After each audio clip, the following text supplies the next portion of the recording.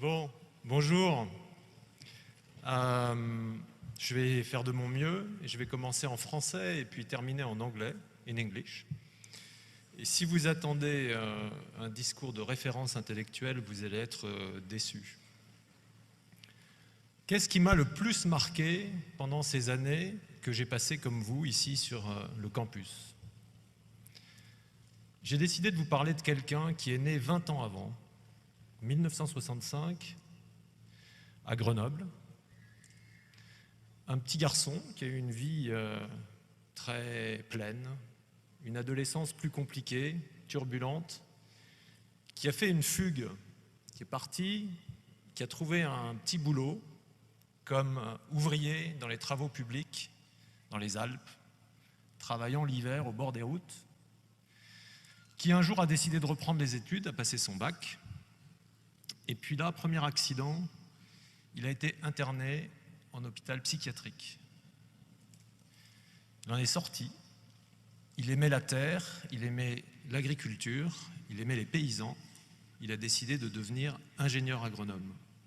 Il l'est devenu, il a commencé à travailler. Deuxième accident, il a été interné en hôpital psychiatrique et il n'a plus jamais retravaillé comme vous allez probablement travailler, comme j'ai travaillé moi. Il est devenu jardinier, il a fait des petits boulots d'insertion, il a passé beaucoup de temps sur la place du quartier avec sa guitare. Et il est devenu l'ami de ceux qui se lèvent très tôt le matin car il ne dormait pas la nuit à cause de sa maladie. Il est devenu l'ami des éboueurs qui passent à 4 heures du matin en leur préparant des thermos de café, des vieilles dames qui avaient du mal à traverser avec leur cabas en revenant du marché, et de tout un tas de gens que ni vous ni moi nous ne croisons si nous faisons les métiers auxquels beaucoup d'entre vous vous destinez. Et puis un jour, il a décidé de rentrer au pays. Il est retourné dans son village, dans les Hautes-Alpes, retrouver ses amis agriculteurs, et le matin, il faisait du fromage à la laiterie. L'après-midi, il avait besoin de dormir à cause de sa maladie, et il allait près d'un torrent. Et en redescendant de ce torrent, il avait un vieux téléphone portable, pas comme le mien. Il le mettait près de la fontaine, et il m'appelait, et il me laissait un message téléphonique, tous les jours, avec juste le chant de la fontaine. Moi, j'étais avec le gouvernement chinois, de l'autre côté de la planète, dans mon bureau à Shanghai, à Paris, à Barcelone, au Mexique, avec vous peut-être. Et j'avais toujours cette petite voix, une fois par jour, qui me rappelait d'où je venais. Une nuit, quelques heures après que je l'ai laissé pour aller grimper en montagne, il est mort, emporté par sa maladie, il y a 5 ans. C'était mon frère. Qu'est-ce qui m'a le plus marqué pendant ces 3 ans ici? C'est ce coup de fil que je n'aurais jamais voulu recevoir, à 21h, au bâtiment C, 4e étage. « Faber, c'est pour toi !»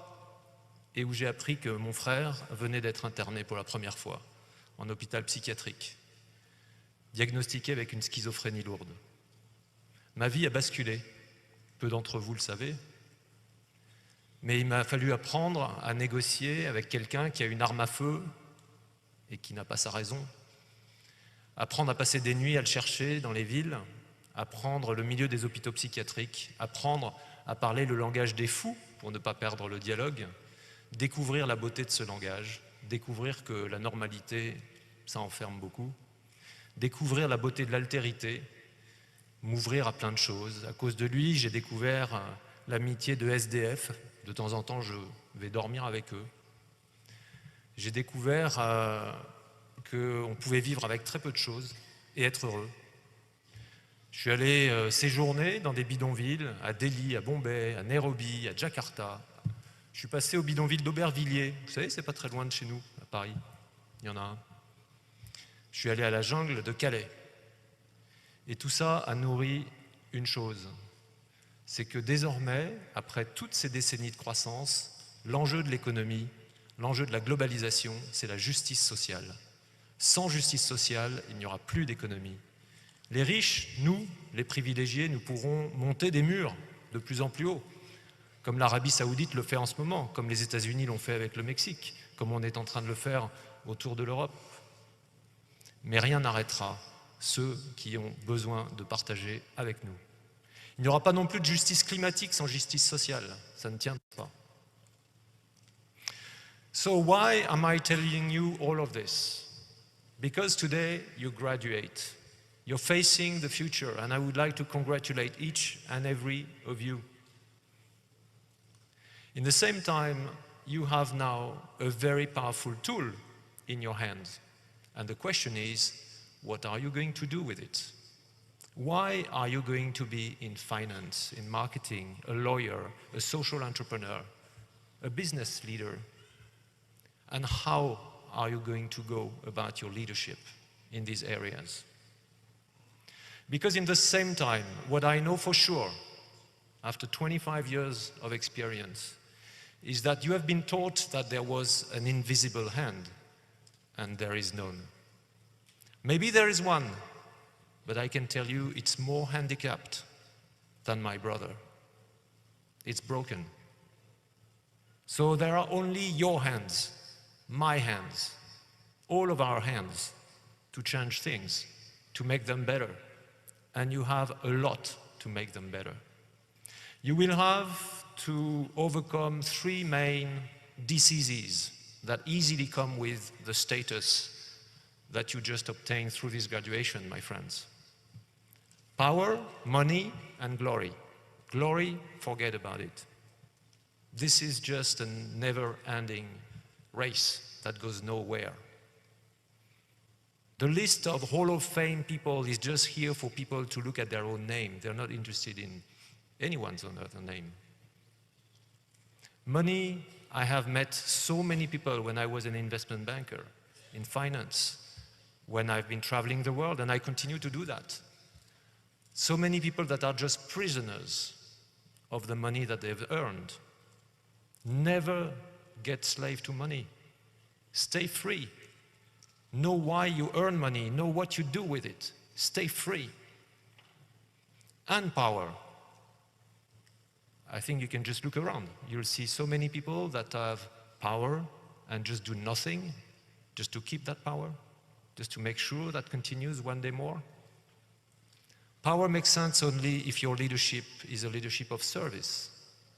And how do you find the way that you will serve that purpose? That purpose that will make you really become who you truly are. The best of you that you don't even know yourself. So I have one question with which I will leave you, each of you. Who is your brother? Who is this little brother, this little sister, which may be just inside each of you, that knows you better than you do yourself, that loves you better than you love yourself? That's this little voice that speaks about you being much bigger than you think you are.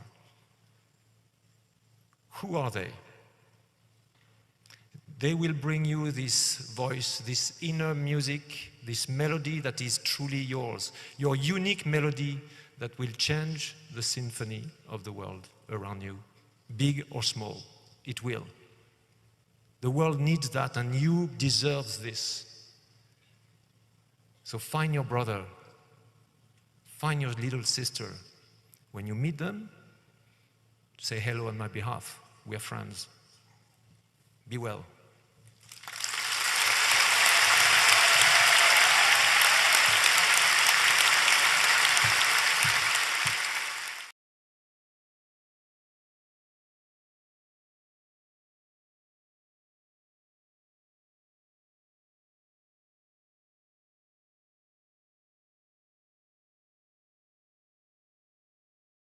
L'émergence inédite d'une génération de jeunes citoyens sans abri, sans espoir de logement, nécessite une mise en place urgente de cabines de douche publiques.